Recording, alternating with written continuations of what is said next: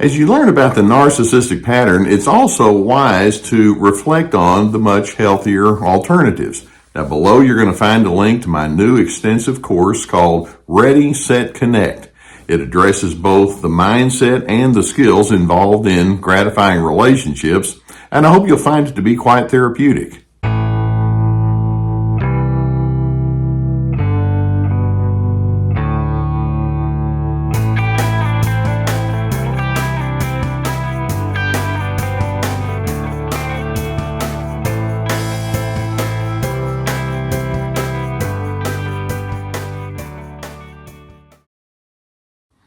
I'm guessing you've heard the term trauma bond, and when we talk about trauma bonding as it relates to you being in a relationship with a strongly narcissistic individual, we're talking about you becoming so emotionally dysregulated or on guard or cautious or careful with that other individual that you are in a chronic state of unfinished conflict and you find yourself wondering what's going to happen next.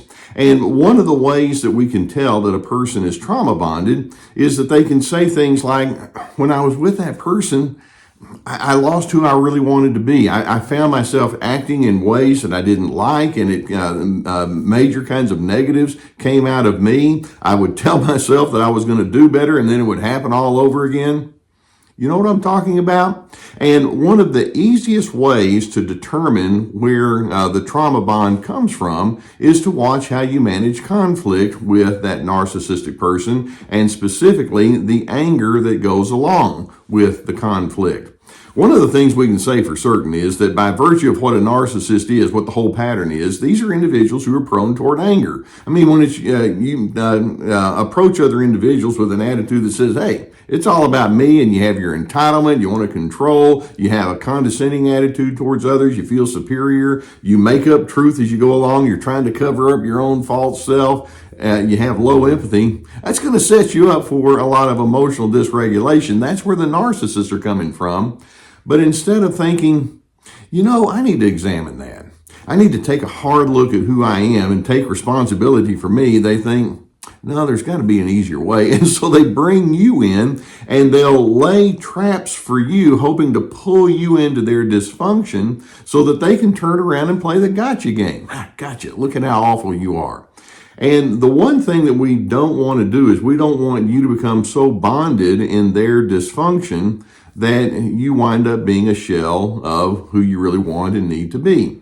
So to that effect, I'm going to point out to you 4 of the most common traps that narcissists will lay for you. The more you're aware of it, the more you're onto it, then you can see it and learn to go into an independent route. Let's see what we're talking about.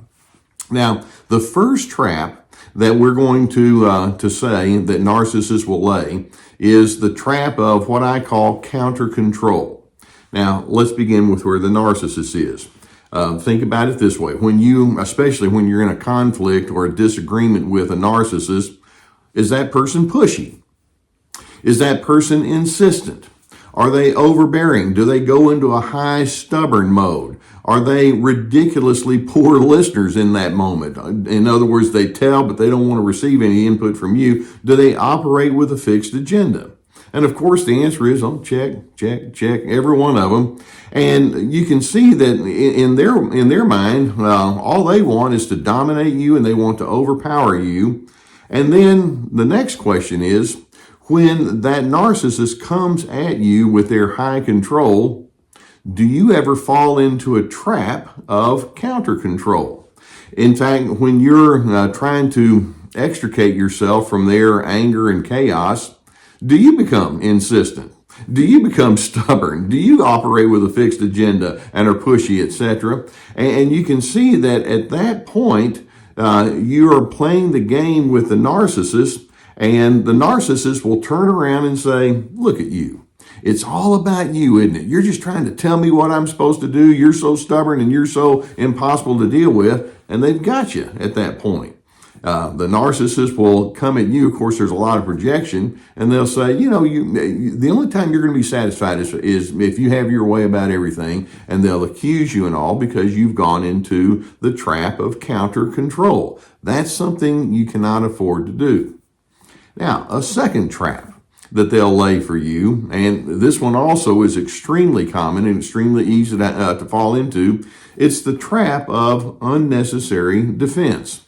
In fact, I used to tell patients when they would come into my office, one of the most unnecessary expenditures of emotional energy is you going into a high defense mode towards a very controlling and overbearing person. And when I say it's a waste of energy, it doesn't help, it doesn't work, and you get yourself all bothered up. But I want you to think, in moments of conflict, in moments of difficulty with that narcissistic person, is that individual offensive toward you? In other words, do they go into a strong accusing mode? Do they tell you how unreliable you are? Do they accuse you of being illogical or unreasonable in the way that you think and process things?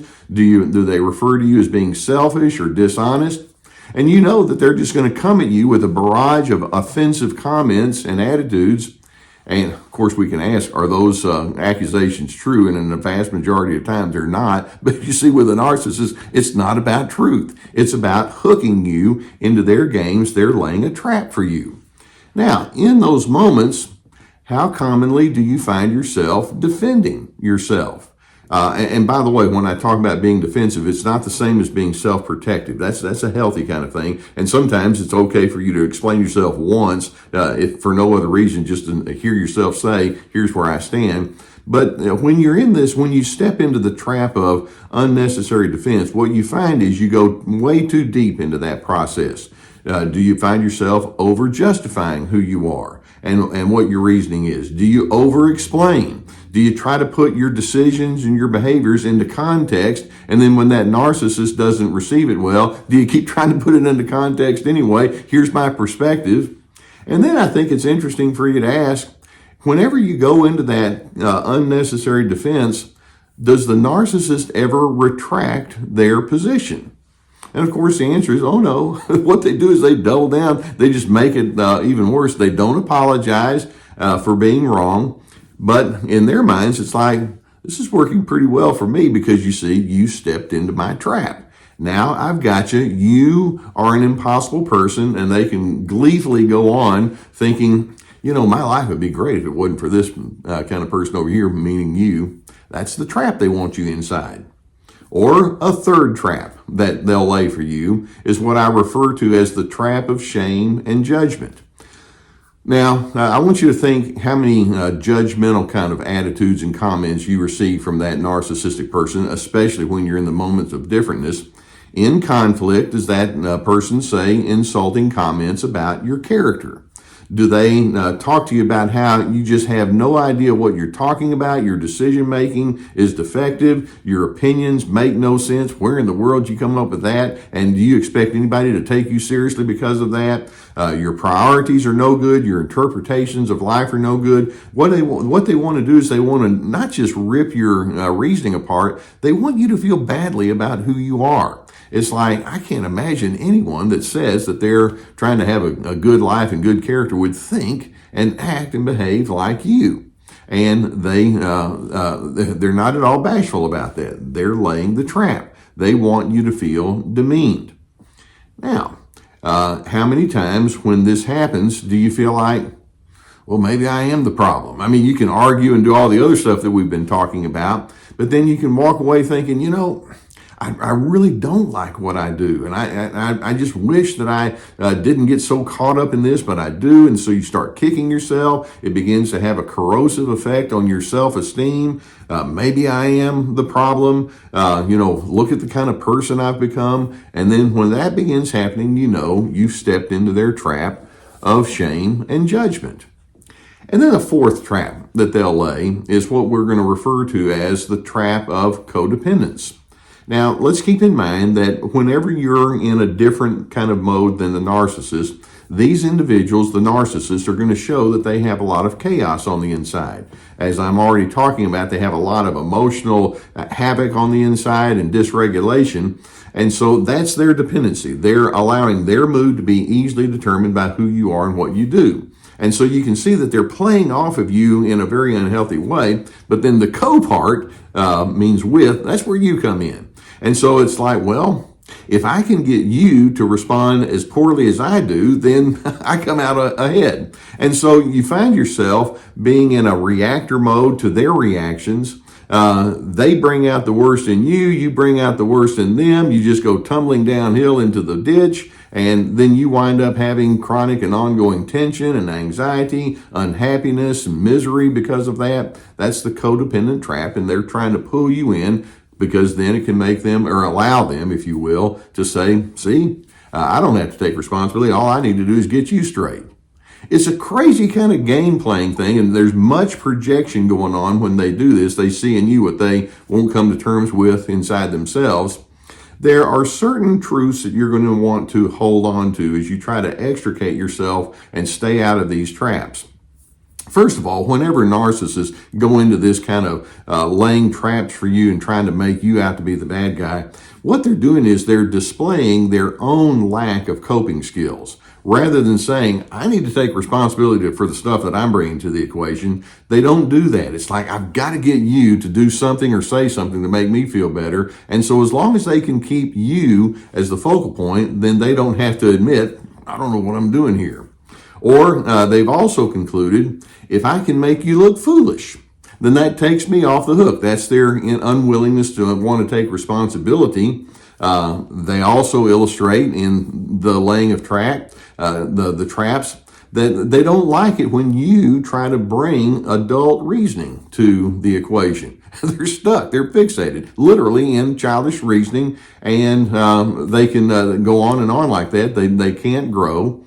And as a result, it brings out the worst in you when you allow yourself to your pace, your emotional pace, to be established by this chaotic and manipulative, exploitive kind of person. It's simply a formula for disaster. So I'm hoping that in your mind, as you're seeing these kinds of traps being laid right in front of you, you can think toward that narcissist. I'm on to you. I see what your traps are. I'm sorry you carry so much pain and chaos on the inside. But you see, it's not my responsibility to make you feel better about yourself. It's not my responsibility to get you to think correctly. I'm committed to a life of DRC, dignity, respect, and civility. You're not. Therefore, it becomes my task now to find my own independence from you. Now, I hope this gives you some good awareness of what you might be dealing with, and I have a sneaking suspicion that many of you are just nodding your head through this whole video thinking, oh yeah, I've seen that a lot. If you've not already done so, I would encourage you to subscribe to our channel, hit the subscribe button, and we'll keep more videos coming to you, and I hope you have a cumulative effect in your education. If you have a need for therapy, and many times when you're dealing with this, that would be most helpful. You know that we've been sponsored for years by the people at BetterHelp.com. There's a link below that will take you to their website. There's a whole team of licensed professional therapists that are there to assist you. It's an online resource, and it's affordable, it's available, it's effective, and so please seek the help if that's something that you would need. In addition, I have my therapeutic courses. It's like signing up for an online class. Each course has as many as 25 or more videos, and each video has written documentation with guiding questions, and it would take a lot of effort from you. I put a lot of effort into making them. We have Ready, Set, Connect about having healthy connections. We also have one of our courses is called This Is Me, about establishing your boundaries, free to be, finding yourself despite those controllers. So avail yourself to those. Likewise, I have my webinars that are presented in a very different kind of format. We have on our website, we have many articles, we have my podcast, we have plenty of books, so there's lots of resources for you. That's what I'm here for. Narcissists are not into self-responsibility. They want to lay traps for you and then turn around and say, see, the reason I'm the way I am is because you're the way you are, and they put it all onto you. Okay, that's their game. I'm hoping, though, that as you see this, you can think, this is nuts, and I am not about to play into that. And instead, I'm hoping you can commit yourself to being a person that's committed to steadiness and rationale, and then ultimately you can become a person of peace.